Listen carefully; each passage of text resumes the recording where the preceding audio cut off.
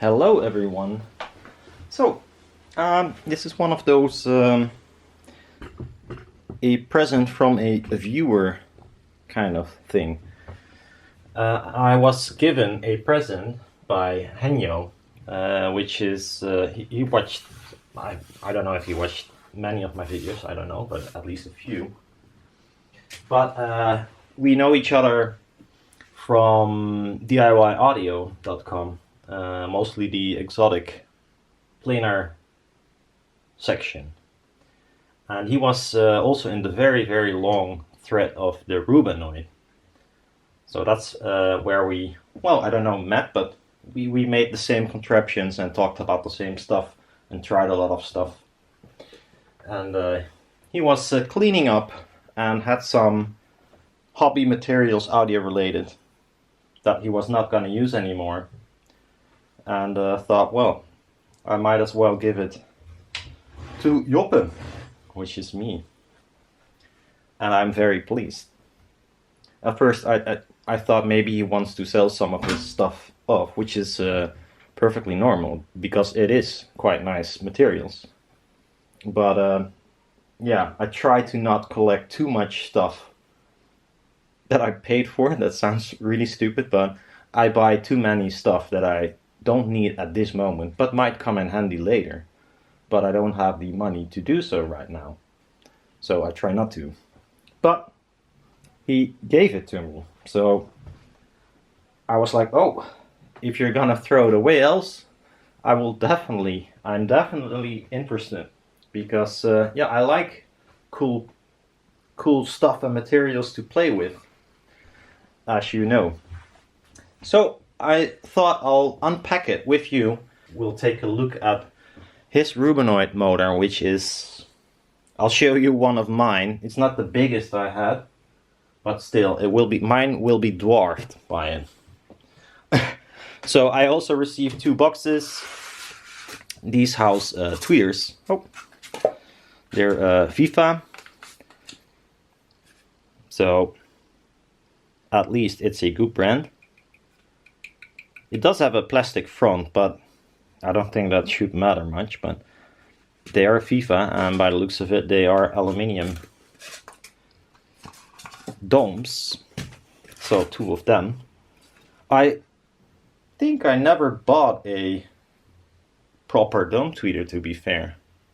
So this might be interesting for a set. If I have some other speakers laying around that I could combine to make a loudspeaker with, I mean, why not? I don't have to make only planar magnetics. I usually do, but... So that's nice. It can join my speaker collection, so I have something of everything if I need something. Then a bag of goodies. And it might sound silly, but he said there's also some exciters in there. And to me that sounded exciting, because I wanted to buy some off-the-shelf exciters for years, but I never did. Because I thought, well, I might be disappointed, let's not waste more money than needed. So these are apparently, he said, some prototypes from a Chinese company, because it's written all kinds of stuff on it, so might not be the most regular version. The suspension, or the way it's attached, looks quite a bit like Dayton, and he also had a Dayton in there. That was actually the one that I wanted to try myself.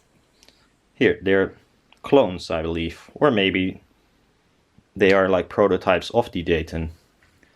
Dayton is, by the way, also Chinese, but it has a bit higher quality control because it's an American company, Parts Express, that owns the whole thing, I believe. So they kind of source drivers and slap Dayton on it, I believe. Not sure, not entirely sure. But yeah, so this is the one I wanted to try for a very long time, but never bought. So here we got one. And if you look at it, it is, well, as expected, a regular driver without the cone. So it's... Come on, focus. So it's only a voice coil with an attached piece of plastic to make it more stiff and a little bit more surface area, and to prevent you squishing the voice coil, and just the spider, no cone. You could make a normal tiny loudspeaker with this, attach a cone and you're done. And then it's like stuck on a surface that can function as a DML panel with these pads that give it some sort of, yeah, movement. I mean, if you just completely like glued it on, it might not work at all. So to propagate into the material, you cannot like make a ring here and glue everything on this panel, because that will be a sort of a barrier to propagate to the material. So it has to be kind of a floppy method, and also, as you can see, on a few points, as less points as possible where it is fixed, so it has, you know, spaces where the wave can like propagate into the material and vibrate. So that's kind of cool. I got two of these. Might test this one the way it is, just to see what it does. Another one. So it's regular cardboard, maybe with, it's not regular cardboard, it's cardboard with this hexagonal, well, honeycomb structure thingy, by the looks of it. So I don't know if he bought it like this. I'm not sure where you buy it, but it looks, this has potential, I think. It's stiff, it's light, so I believe this should be rather efficient. I mean, not insanely efficient, of course, but better than normal cardboard box with corrugation in the wrong direction. So that's cool. Wanna measure them quickly. Not right now, but soon. Then he had copper winding wire used for his Rubenoids. These are the ones he told me that you can like melt together. So you wind the coil and then apply heat, and it will melt together as one piece. Very nice. And another one, slightly thicker, needs a bit more heat, but same story. Also, this is really nice to have. Yeah, then the bag of crossover components. I once before had a bag like this from a friend at Pirate Logic, and told me maybe you can use it for something. And I said, hell yeah, I collect all kinds of crossover components. Not to be used in final speakers, well, sometimes if I make them for myself, but usually it's really nice to have some test parts. So to make a crossover, you know, like a test setup, and then order the correct values new. But it's nice to have some to play around with. So very expensive caps, big ones, and it's a set, which is always nice, because often if I do get a bag like this, it's one-offs or something, which is okay for testing, but it's nicer to have a pair. So that's really nice. Yeah, and loads of coils, big and small, with very big ones with iron core, 10 millihenry. This is a huge one. This is going to be very useful for some subwoofer tests in passive. Very nice. I don't have a 10 millihenry version, so that's really nice. That one was missing in my collection, and I got two of them, so that's nice. I see we got another big one. So this is 3.3. I do have many of 3.3, air and iron, but still, it's really nice, and this has a very low resistance. well, more and more coils. Intertechnic, small, very tiny coils. I used these a few times. They're nice to have. But also, and this is, I'm really pleased with this. At this moment I use a very big mini DSP, but if I want to make a tiny speaker with a DSP, I now have another board with the digital board. So that's very cool. This is the DSP and this is the add-on that gives you digital in coax and fiber. Very cool. Very pleased with this. It's very nice to be used in like for subwoofers or whatever. And now I have 3 spare ones, so I can make a set at least and a subwoofer if I want. And the rest is even more coils and resistors, like never used resistors, 100 ohm, quite high value. Whew. So that's really cool. I'm very pleased. Thank you, Henjo, for this very nice present. I'll have to make a new container for all these components because mine is full by now. It weighs a ton. And now, the biggest item, which is also, it costed the most work, I'm pretty sure, and it's very dangerous as well.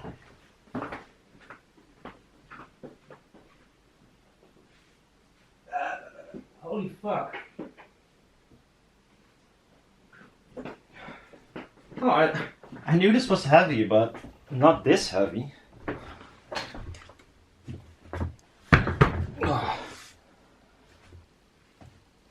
Let me see if I can get them apart. Holy fuck. If this falls over, I'm screwed.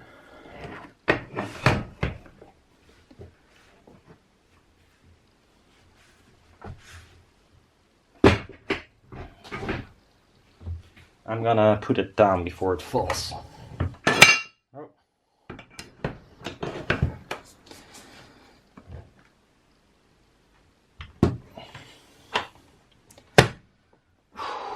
That's a Rubenoid motor and a very big one. So I believe these top aluminium profiles are just sitting there. They are not needed, at least not to show you. Maybe align the whole thing. That might be the thing.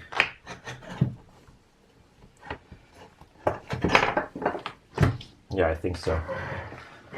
So I used kind of the same method as I did with clamping the foil or the coil, the ass cheeks. In between this foam layer, so this squeezes it and holds it in position. But the most interesting is this is a very thick piece of steel, and it uses insanely thick magnets. I believe 10 millimeters thick, 30 by 14, like 40 in this direction, I believe. There's a aluminium strip here where these bolts are sitting in, and then the magnets are like pushed in like so against this aluminium here. So I believe, at least, yeah. So this is the magnet gap, and then there's half or maybe a centimeter of aluminium, then the magnets. It has a gap width of 3.5.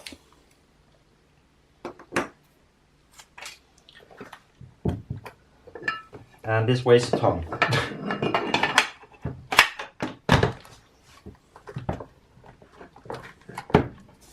And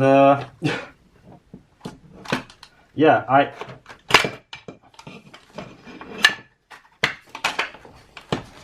has been a while that I made any Rubenoids, and I thought he might have like one frame, and well, two is obviously nicer than one, because I could make a set if I wanted, just for fun and giggles. I mean, this is quite a lot of work and it's already been done, and it's a shame to throw it away. Could as well make something with it, although it will be a one-off, or maybe just only to show the idea.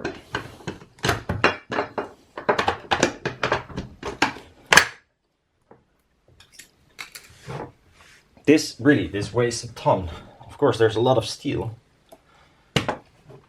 He still used aluminium because it's of course easier to work with. Maybe also a bit to save some weight. Who knows? Might ask him. There's some papers here. I think it's to, I don't know why, but maybe to like make it even, shim it, something like this. There's also a membrane, a broken membrane, but you can see the coil here, sitting here. It's a very dense coil, quite a lot of windings. Used, I'm not sure what kind of paper this is, rather thick paper. After a while people said like doing this helps with some resonances, and he tried. So this is one part of the butt cheek. It's like sitting like this normally. And then there's another one sitting on top of that. It's, well... Anyhow, yeah, that's amazing. In the future I hope I'll make something with it. It will be a while before I do, so it might be standing here for a very long time. That could well be. But at least it's a very nice Rubenoid motor, if I do want to make something with it. That's a cool object. It's like, what is that? It's a motor for a tweeter. I believe he said he crossed it at 800 Hertz. I think with this motor and this size, it might be able even to cross it a little bit lower. Who knows? But he had like a rather high efficiency, like 95 dB, which is quite a lot. I don't have anything to mate up with 95 dB or even 92 dB. So maybe with some placing of crossover at a position, or maybe do use DSP, you can cross it a bit lower even. Also depends, of course, of the type of membrane you make. It's still a lot of work, and you can make gazillion membranes before you find the one you like. As we all noticed, Henjo as well, I believe. I think he made quite some in the past. At least I know I did. Many were meh, some were great, or medium. Yeah. This is very tricky to get apart or put together. Anyhow, thank you, Henjo. Thanks a lot for these materials. I have a good time playing around with them, I'm pretty sure. So thanks again. See you around. Bye bye.